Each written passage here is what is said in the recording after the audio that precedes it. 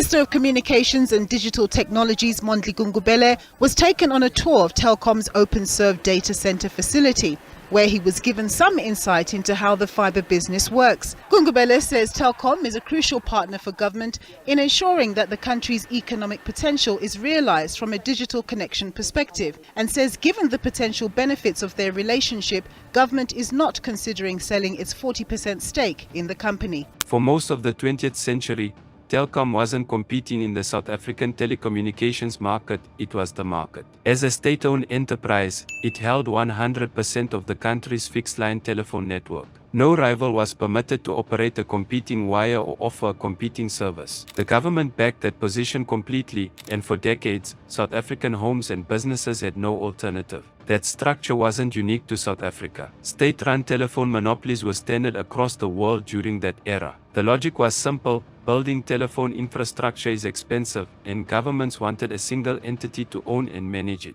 Telkom was given that role, and with it came guaranteed revenue, guaranteed customers, and no pressure to improve. The problem with that model is that it protects a company from the discipline of competition. Without competitors, there is no reason to cut costs, upgrade infrastructure, or respond to what customers actually need. Telkom operated under those conditions for decades. Investigation 8 years ago, it found Telkom guilty of excessively charging smaller independent service providers of data communication like the internet and SMSs. These service providers piggyback on Telkom's network infrastructure. The Commission also found Telkom discriminated against them by charging affiliated service providers lower prices. Now, the Competition Commission has urged the Competition Tribunal to confirm its findings and fine Telkom 3.5 billion rands. The proposed penalty, if confirmed, could see the demise of Telkom. Very clear. The reason we said we're not selling is because we saw the future of their interventions, the plans they have in unlocking the value in a number of areas. That's why I'm saying, based on that and their plans, if that was a trough, that's the bottom. That's the lowest bottom they could have gone. The plans are of such a nature that they are headed towards the crest now. The introduction of a second national operator in 2005 ended Telkom's exclusive hold on the fixed-line market. That second operator was Neotel, a consortium backed by Tata Communications and other investors. For the first time, South African businesses could choose an alternative provider for certain services. The change wasn't immediate or dramatic. Neotel was small, undercapitalized compared to Telkom, and took years to build out meaningful infrastructure. But the legal and regulatory environment had shifted. Telkom was no longer protected by statute from competition in its core business. The more significant legal change came in 2008, when a High Court ruling allowed value-added network service providers, commonly called VANs, to build and operate their own physical networks. Before that ruling, companies like internet service providers had to lease capacity from Telkom's infrastructure. After it, they could lay their own cables, build their own networks, and stop paying Telkom for the privilege of access. That ruling opened the door for the fiber competition that would later cost Telkom its position as the country's dominant broadband provider. While Telkom was navigating a changing fixed-line market, it made a decision that financial analysts now regard as one of the most costly in South African corporate history. Telkom is in big troubles. It doesn't rain, it pours. Because now they had the issue with the multi-links. They lost quite a lot of money. Now is this fine penalty from the Competition Tribunal. Between 2008 and 2009, Telkom sold its 50% stake in Vodacom. At the time, Vodacom was already South Africa's largest mobile network. It was growing rapidly, generating strong and consistent cash flows, and expanding into other African markets. Telkom's stake in that business was, in practical terms, its most reliable source of revenue. Mobile phones were replacing fixed-line calls. Subscribers were leaving fixed-line services in significant numbers. And yet Telkom chose to exit the one division that was growing. The decision to sell generated cash in the short term, but it removed Telkom from the sector that was absorbing the customers it was losing. Vodacom continued to grow after the sale. By the time Telkom's financial difficulties became severe, the proceeds from that stake had long been absorbed, and Telkom had no mobile business large enough to compensate for what it had lost in fixed-line revenue. Telkom says it will win the war for fibre. The company that used to hold a virtual monopoly over fixed lines has been struggling to become more agile for a world where mobile and data services dominate.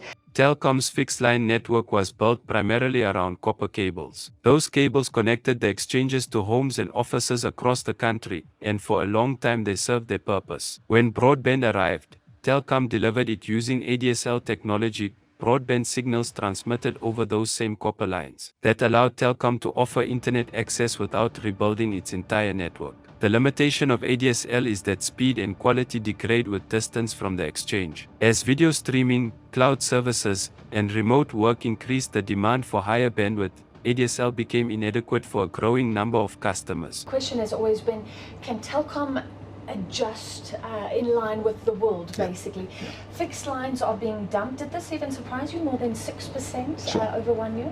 Well, is the pace surprising to you? Well, actually, I mean, so it does and it doesn't.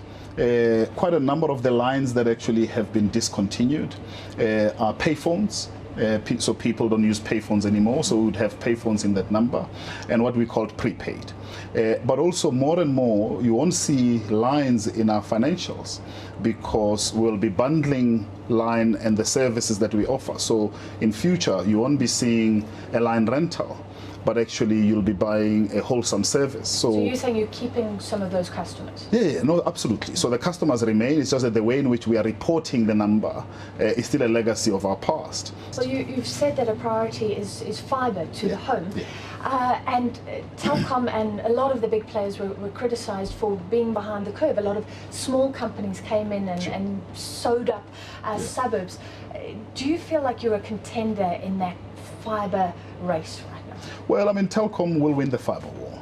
So South Africa at the moment... You're confident? I'm very confident. I'm absolutely confident. We'll win the fibre war. The replacement technology was fibre to the home, which involves running optical fibre cables directly to the premises. Telkom's infrastructure division, OpenServe, did begin deploying fibre. However, it moved too slowly, and the 2008 High Court ruling that freed VANS providers to build their own networks had created the conditions for aggressive new entrants. Vumatel was one of those entrants. It focused exclusively on high-density residential areas, prioritizing suburbs where the return on infrastructure investment was fastest. By 2019, according to industry data reviewed by the FTTH Council Africa, Vumatel had overtaken OpenServe as the largest fibre-to-the-home provider in South Africa. Telkom had spent decades owning the physical infrastructure that connected South Africa. By 2019, a company that didn't exist 15 years earlier was passing more homes with fibre than Telkom's own network division.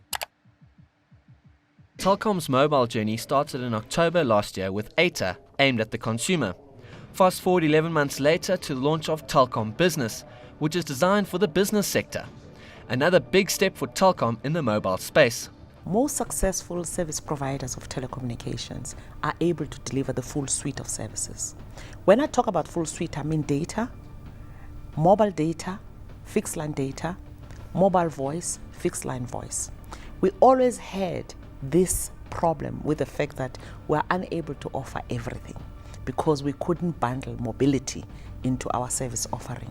I believe that the launch of the mobile service in Telkom ATA is long overdue. We should have been here long ago.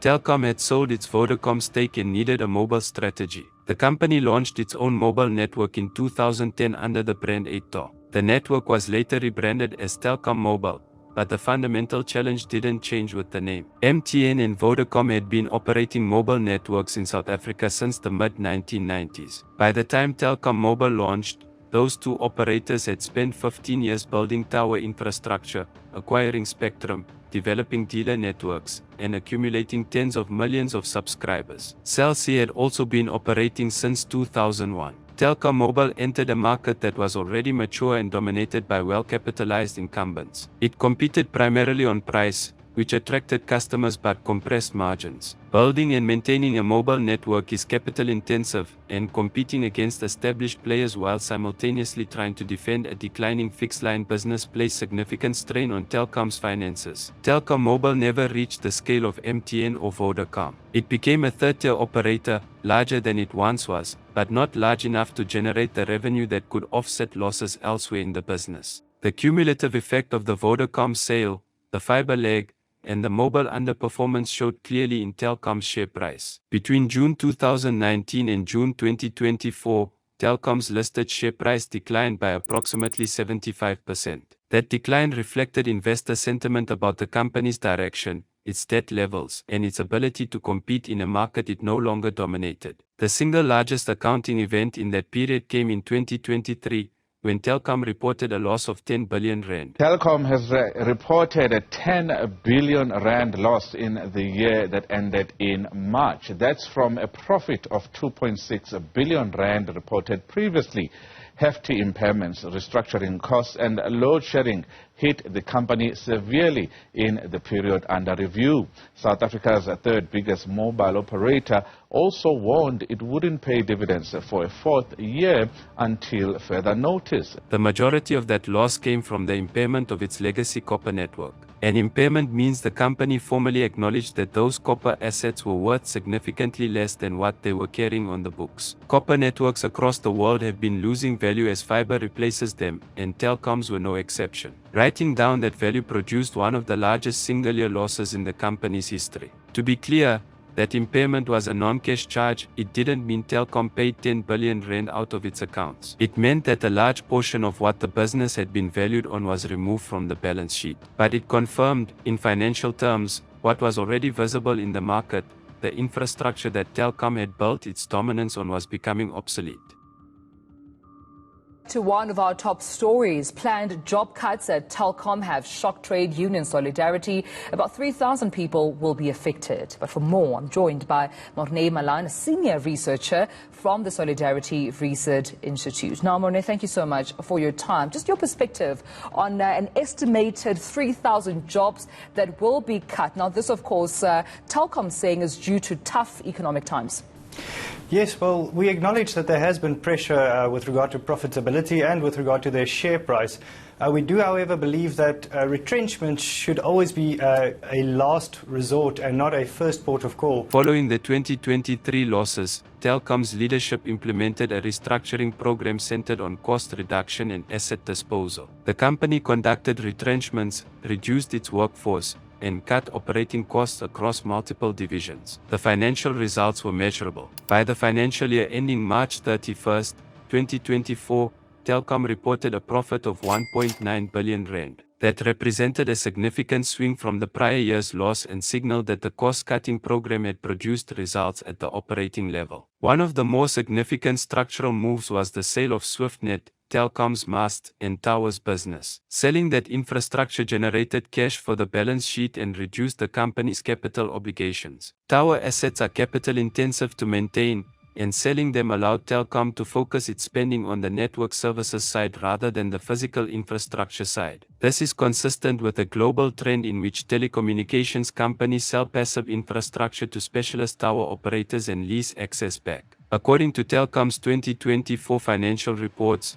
data now accounts for 76% of its customer base. The company's current strategy is focused primarily on fiber to the base station deployment, which involves connecting mobile towers with high-capacity fiber links rather than older microwave backhaul. That approach supports both the mobile and fixed line sides of the business, and it allows Telkom to generate revenue from wholesale services to other operators.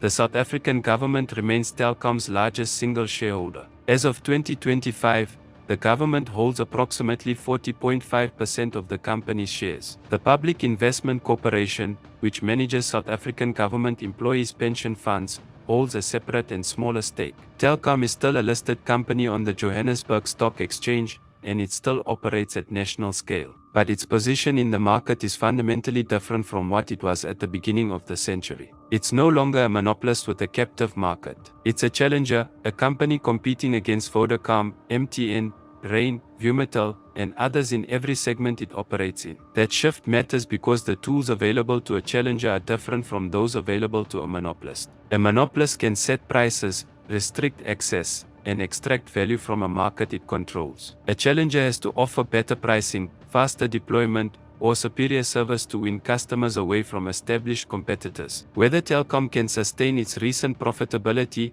grow its fiber footprint, and compete effectively in mobile against far larger operators are the questions that will determine its next decade. The structural decisions made between 2008 and 2015, selling Vodacom, moving slowly on fiber, building a subscale mobile network, set the conditions for the losses that followed. The restructuring decisions made between 2023 and 2026 have produced a leaner business. Whether that leaner business is also a more competitive one is a question that the market will answer over time.